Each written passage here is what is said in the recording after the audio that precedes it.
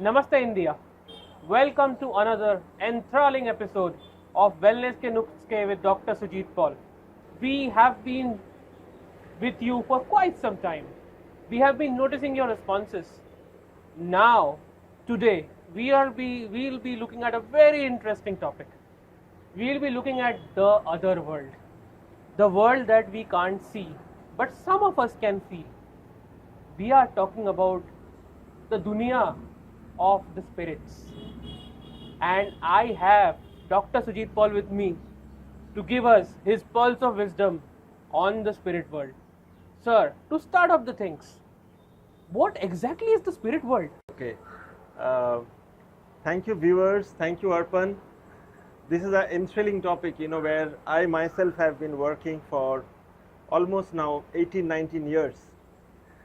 People are well connected. Many of you are connected with us on this. Spirit world is the environment that every one of us encounter between the time that the body leaves and the body starts. Now that is the arena that is called a spirit world. It's a journey of the soul, what you can call, but effectively spirit world is somewhere where you have a plethora of spirits, and the arena is typically where you encounter the entire journey without the body. Interesting. So this sounds like some place in the middle of somewhere, or let me say, take the liberty of saying deep blue sea on one side and the cliff on the other side, and looks like spirit world is somewhere in between that. Quite interesting, sir.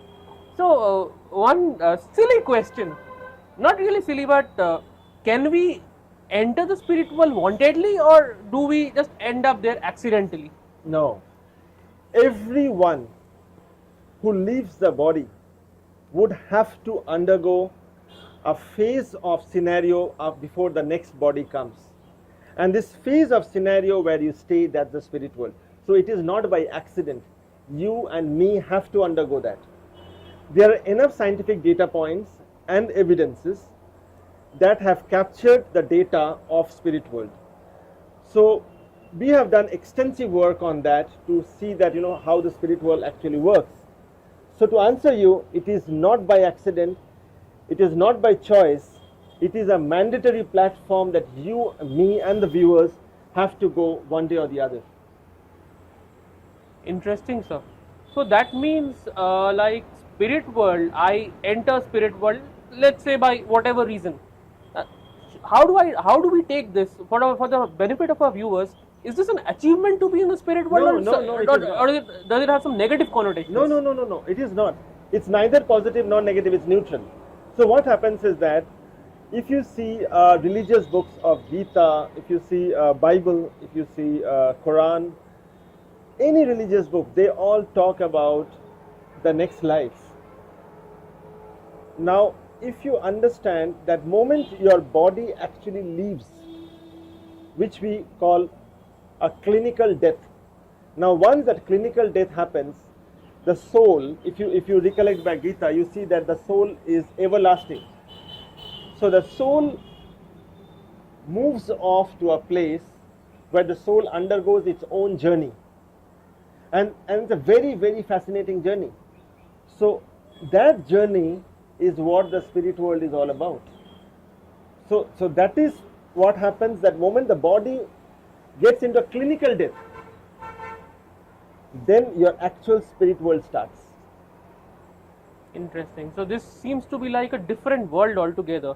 Sir, who would ideally be the residents of the spirit world? कौन इनके बाशिंदे कौन होंगे spirit world के? You, me, and all our viewers who have been part of the body, so-called body that we have, they have all undergone spirit world. What happens is that, as what I just now explained, that moment the body gets into a scenario of death, you have to go somewhere. So this somewhere is what your whole learning starts. That's like you are in Montessori, you are in class KG. So there is where your journey starts for your whole learnings. So if you say who are the inhabitants, there is your parents who must be dead, your so-called life of earlier time, your so-called friends who are no more, your so whoever have left the body is part of the spirit world, and it's a journey it's that every one of us have to traverse. So after I leave this body, that's my destination, and when I have finished my learning in that destination, then I take one more body. That's how it happens. So it's a progression of sorts. It's not a progression of thoughts, it's a progression of life. Life. Okay. So every time that we go to a spirit world, you have your own learnings, and after learnings you come back. As you referred to religion, Bhagavad Gita, the Holy Quran, the Holy Bible, the Holy Bhagavad Gita, you just said in the passing that in the spirit world you might encounter yourself. I would like to extrapolate on this concept and build on it. We have read about the concept of multiverse, multiple universes, parallel universes. So is there a probability that I go to spirit world and I see some other version of mine? Like, I think we are delving into the domain of science fiction here. Okay, this is stuff which is legends are made of. Christopher Nolan, Matrix, these kind of movies. So is there a probability that I might meet my own self there? Okay, I will kind of dissect your question and try to explain how it happens. So once a body goes out, and there are enough evidences on whatever I'm stating, the body undergoes a scenario of multiple sense of learnings.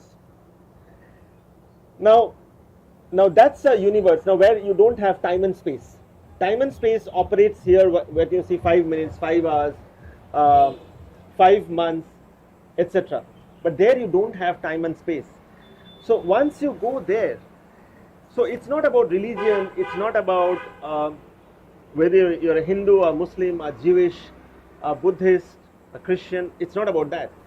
So once you go there, your entire life gets rewind, and it's like you're seeing a movie there, and you see that screen of what actually went through in your life, and there is where you have the journey. In fact, in the spirit world, we have amazing mentors who are there. That's a fascinating journey that happens, and in that journey, once you finish that entire journey, mind you, I told that time and space does not operate there. What we talk about 5 hours here, it can be 5 million years there. So the time collapses there. So you'll have your mentors who would take you through that journey there. And once you are ready, then you come back in a womb. And then you have a birth of yours. Fascinating, very fascinating. So we have been noticing, sir, of late, not just the English movies, even in the Indian movies, they have been briefly touching upon the concept of spirit world. They have been trying to show, obviously, there is some element of, fiction in it. Not all of it is fact. Okay, do you feel that the popular literature in our media is guiding people on this, or do you believe that people need to talk to experts to understand what exactly the spirit world is and how they can understand this better? What's your take on that? Science have been working on this for quite a long time. If I have to decode E is equal to mc square, where a mass can give a potential amount of energy, a small mass of uranium, for example, can give a tremendous amount of energy out. Same thing happens in spirit world. So what happens is that specific spirit emancipies and it gets into a journey by itself. So whatever you see in science fiction is probably a glorified version of what is the reality. The reality is that on that journey of spirit world, there are multiple mentors that plays a role, and when that plays a role, in fact, in spirit world, there are multiple different kind of spirit. For example, the spirit that you would be will be different from the spirit what I will be, and there are evolutions in spirit world as well. That is the reason, again, if you see Gita, you will see, just for our viewers who are from not in India, for you to understand, Gita is a holy scripture of Hindu mythology. It has spoken about multiple rebirths. Now, that is a part of mythology. But if I connect it with science, you will understand that why we are rebirthing, there is a reason. For example, in your work, if you do a mistake, you redo that work. That's exactly what happens in spirit world. You identify the mistake and come back and redo that. No, that's the journey. That is the reason, when we guide people, we kind of, guide how they should lead their life, how easily they should navigate, etc. So, whilst English movies may touch upon a portion of it, but it's a very, very deep subject that someone needs to work many, many years to even understand and dwell and speak about it. Do you recommend our learned audience here, or the ones who have some interest in this, any particular books or any particular handles where they can get more information on this? Well, while there are books about PLR, past life regression of Dr. Brian Weiss and similar. For spirit world, if anyone wants to know, probably they can refer Newton. But there are very less books on spirit world. In fact, there is a book even of mine called Journey of Awakening that have spoken a lot on spirit world. There are case studies of that. But since this forum is not about publicizing anything, I would not speak much about that. But it's more important that someone needs to understand the dwell of life to kind of understand how they will navigate in the spirit world. Very fascinating. The fact that we are talking about the journey beyond life is something that really touches a raw nerve in all of us, and this is something which I would say, even from the guy on the road to the guy on the topmost story of a building, everyone has some amount of interest in this. Sir, what I understand is it all boils down to good karma and bad karma. Yes. How do I ensure that my journey after life is beautiful, or if not beautiful, at least I do the right? What am I supposed to do to ensure that me, if not my family, at least I as an individual have the correct journey into the spirit world? What am I supposed to do? What my action should be like? I have always recommended that try to be as good a human being possible. If you are good as human being, if you do a lot of work that would be good for others, if you try to handhold others and elevate others, if you do the right kind of karma, if you do acts that will bring more joy, more peace, more satisfaction, more glory to others, you are doing what you're supposed to do. So definitely, you are close to doing right things. But we keep on getting rebirths. You keep on getting rebirths because of multiple errors that always keeps happening. You go rectify, come back, you go rectify, come back. That's how it happens. But as what I said, do as much of right, good things possible, elevate others, ensure that you are not consciously hurting others, you are not kind of doing something that may be detrimental for others, and similar. Try to give more joy to others. Joy is energy, and energy is a constant thing that moves across space. That is the reason you will see that I keep on speaking about this word joy, pleasure, love, because these are vibrations, these are energies. So it's all about spreading happiness. If I juxtapose the concept of nirvana or moksha with the spirit world, can we say that in a way when we attain moksha, I don't know anybody who's attained moksha, but by the way, if we attain moksha or salvation or nirvana, is that like the peak of the spirit world? In spirit world, primarily there are 4 different kinds of lights that we have seen till now. The highest amount of light that we see is a white light. So what do I mean by that? So someone who goes to a spirit life, in a spirit world, the souls don't look like a body. These looks like dots. This looks like lights. So what happens is that in a near-death experience, if a person have got into a mental death and not a clinical death, and there is a revival back, and when interviews have been done for them, they have explained to see multiple different kinds of lights. These lights are nothing but souls of maybe people who have died, your near and dear ones, etc., etc.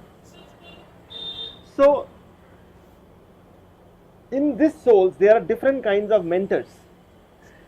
The highest level of mentor who rarely comes back in the body form are someone who have white kind of light. Now, these are the so-called nirvana that we talk about. So they are great souls that have lived in the world and had a conscious release of the body. It's not death, it's not suicide. It's a conscious release of body that they have done. And these are those souls. So you have yellow, you have orange, you have blue, you have golden, you have white. So these white lights are the highest form of those matured souls who are also a very high level of guides who may or may not want to come back to earth. These are what we actually call nirvana. Now these are very rare souls, very rare souls who stays there. So if you connect nirvana with a high level of mature soul, these are the most mature level of souls. So for example, if you talk of great souls who have walked the earth, they are those souls. So that is how it connects. Continuing in the same vein, sir, you have been a mentor to so many luminaries, so many celebrities. I remember seeing your images with the leading Bollywood actors and some celebrities of corporate India. What has your experience been on this spirit world mentorship? How do you reckon? How does it work with them also? Okay. For the spirit world, we don't usually use the word mentor. We use the word guide. So these are the guides. So what happens is that when you leave the body, usually there are 4 stages post-death. Stage 1 to stage 4 is what gets into. So when the soul actually leaves the body, you will see that after death, even in the stage 1 and stage 2, the body is still alive even after a clinical death. Let me give an example. Many of viewers must have seen that our dead bodies hairs still grow. Many of the viewers have seen that our dead bodies nails still grow. So it's a very fascinating journey that, why do you think after death they actually first tie the toes of the feet. So after the 3rd phase, when the soul starts moving, so the soul is there when the soul have left the body, the soul is still seeing you. The soul only thing is that cannot talk like us. Hence you can't see the soul in spite of the soul next to you. So the soul is seeing that the body is there, and the soul have a tremendous effort. The soul puts a tremendous effort to come back to the body. That is the reason you will see that post death there is tremendous amount of sorrow in the home, people cry, etc., etc. I always recommend that post death, first thing you should be happy. And in all my sessions on death, you must have seen that I have always recommended, if your near and dear ones have died, first be happy. Because if you are in a sorrowful state, that sorrowful vibration is what you are passing to the soul, and the soul is feeling sad about it. And this sense of sadness of the soul is actually tormenting the soul. So rather than you doing good to someone who have passed, you are doing more bad to someone who have passed.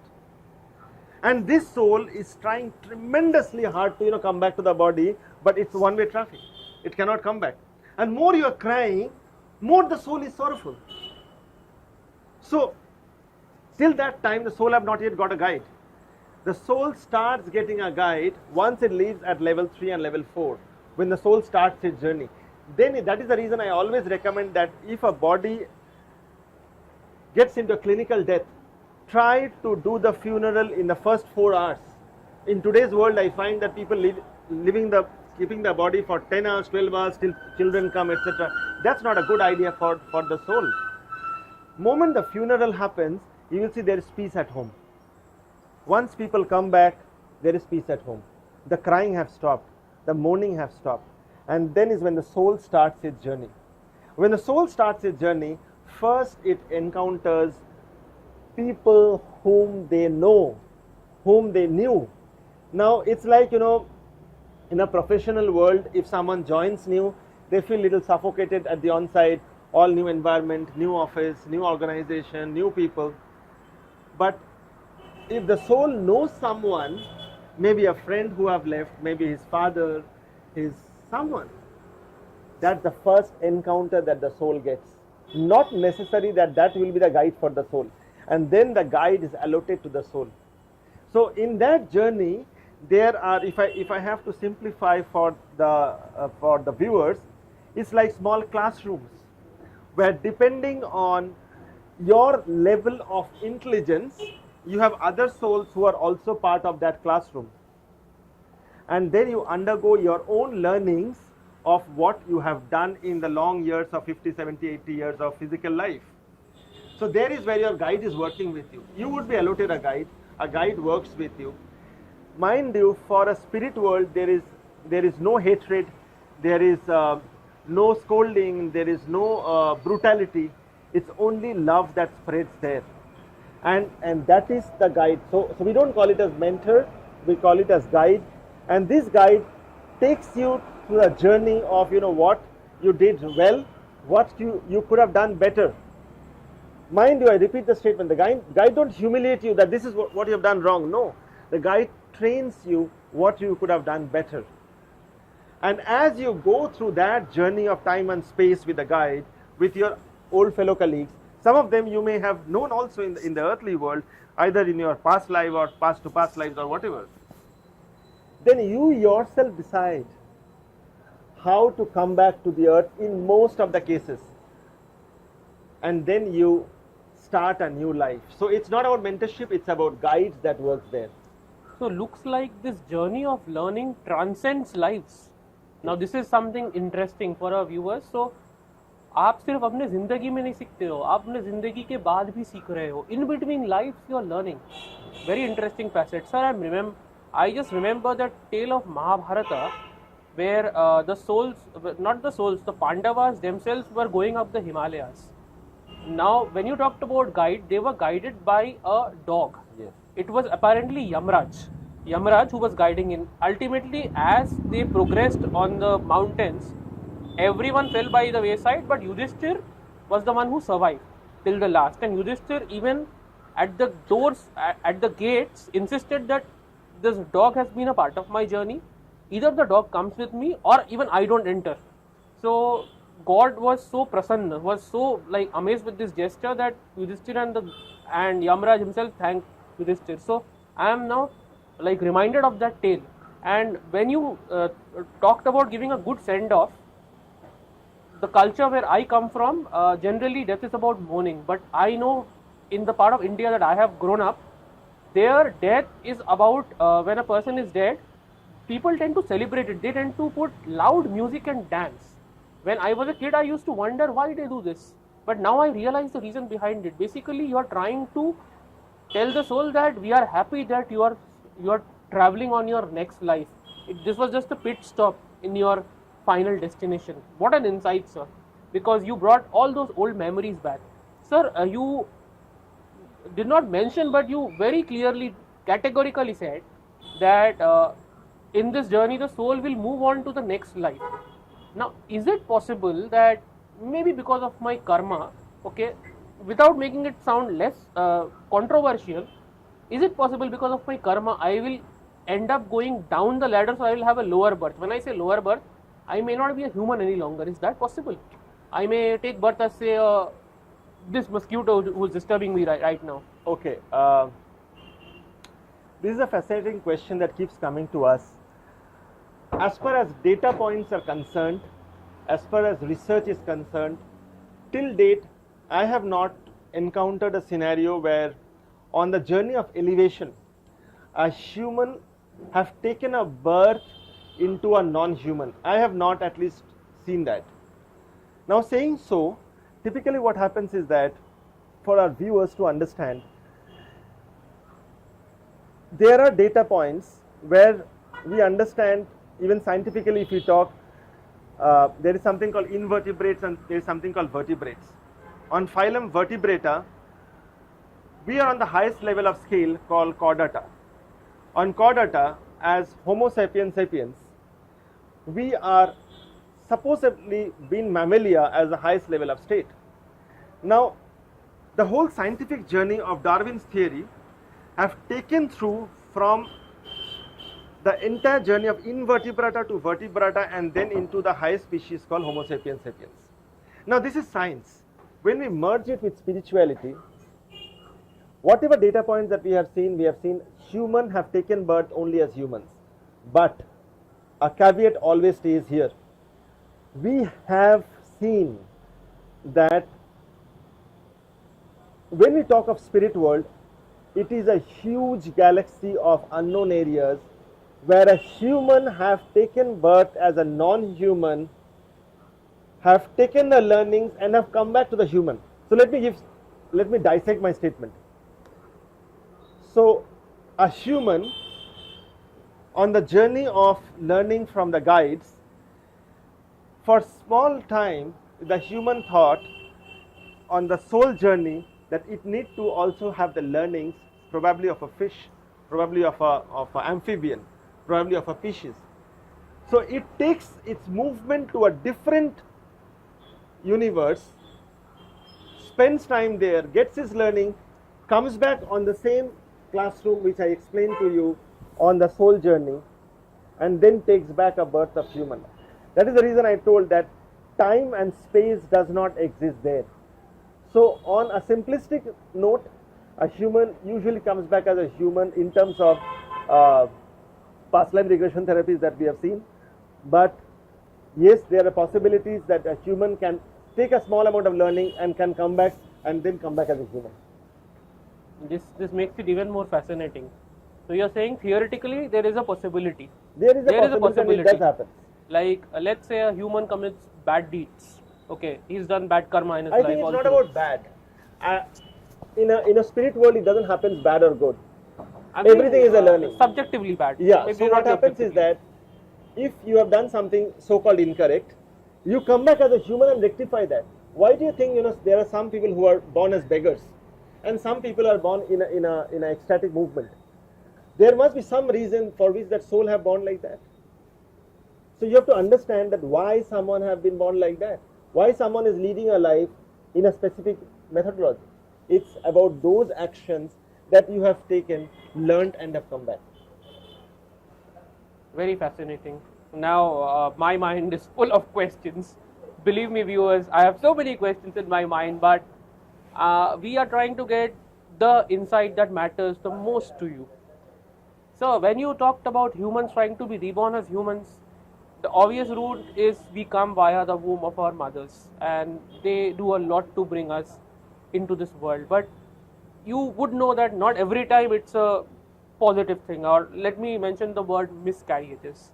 There have been cases where like a soul has tried to enter, in your parlance, a soul has tried to enter the world, but it did not happen for whatever reason. What do you reckon happens in this situation? Like what exactly is going on? Okay. So I'll take it in two parts. One is, if I talk scientifically, then typically sperm gets into an ovum, and then in the fallopian tube there's a birth that happens, unless it's an ectopic pregnancy or similar. But I'll take one step back. I'll take a scenario first in terms of the portion of sex. So in a portion of sex, what happens is that I always recommend that you should get into a portion of sex where you have good energies flowing. Sex is something where it's like you are putting a charger to a charge point, and if the charge point is faulty, you get those negative vibrations coming into it, and your body also gets screwed up. So it's extremely important that when you do sex, you try to do with a person who have lot of good vibrations, lot of good energies, lot of good positiveness, because both way it works. If you get into a source of interaction with someone who have lot of grief, lot of sadness, lot of negative story inside, so that percolates in the body, and then that percolates in whatever ways. So taking a cue with this and now cutting it into a spiritual world, what happens is that if a soul wants to come back to a womb, and then the soul feels that that's not the right womb for them, then the soul at times retracts back. That's why sometimes clinically you will find that there was no problem with the mother, but there is abortion that happens suddenly. So that soul, if the soul feels that this is not the right parent for them, in the first 3 months or 4 months, the soul retracts back. And when the soul retracts back, then there is a physical death of that embryo that The happens. fetus. Yeah. So it's a journey that is decided by the soul, and then that same soul may take birth into a different parent, or so on and so forth. So at times a soul also does a mistake of entering, and at times after entering the soul realizes that this was a wrong place that I have entered, and the soul retracts back. Interesting. So looks like soul also has a mind, a brain, a heart of its own. Yeah.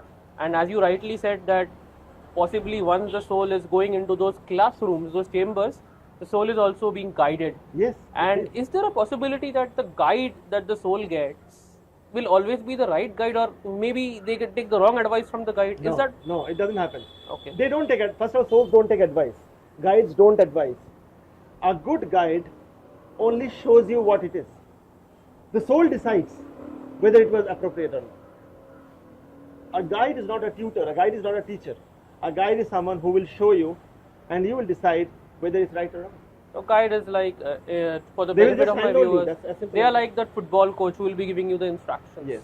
They will not even give instructions. They'll just They will just be by the side of you, and they will navigate you, and you will yourself unfold everything. Wow. This is something which we would like to know, sir. I would say the biggest plus for our viewers is like if people have to understand the concept of spirit world, how it works, how to be there, how to do good karma, it would need reading of tons and tons of books and then assimilating it. We are so privileged that we have you here and you are telling our viewers the nitty-gritties of the spirit world, how to ensure a good existence, what nirvana salvation is. We are so privileged that we are having this discussion, and I feel very happy for my viewers that उनको भी इस information से हम वाकिफ कर रहे हैं. तो just for the benefit of my Hindi speaking audience also, just to summarize, it is about good karma. आपको happiness spread करना है. आपको जैसे सर ने बताया सबको joy देना है, सबको खुशियाँ देनी है. अगर आप खुशियाँ दोगे, अगर आप सबको खुश करोगे अच्छे तरीके से, तो आपको भी वो निर्वाणा के, भले ही आपको निर्वाणा ना मिले बट आप उसके नजदीक पहुंचोगे. और this was so enlightening for me also, because this is a topic that personally intrigues me all the time. It is such an experience. I feel the fact that I am here, it's also a life-changing experience for me. And talking about white, I think we have lots of whites here, and I can feel the positive vibes. I can feel the energy already with the whites around me. And I would say I always make a conscious effort of having white around me, but now I understand the logic behind having white. And I request all of you people to be as white as possible, to do as much good as possible. Please do good for your family. Please do good for your children, for the other children, for the poor people, for the disadvantaged people, for the animals. Do good for everyone. And who knows, our spirit world journey will be not just fascinating, and as sir says, we will end up meeting with the right mentor. Sir, it was a pleasure to have you on another episode of Wellness Ke Nuskhe with Dr. Sujit Paul. We look forward to such intriguing discussion as we move forward. Thank you, sir. Thank you. Namaste, India. Stay tuned to us. Keep giving us your feedback on these numbers on our YouTube channel. We will be there for you with more topics of your interest. We'll be back. Bye.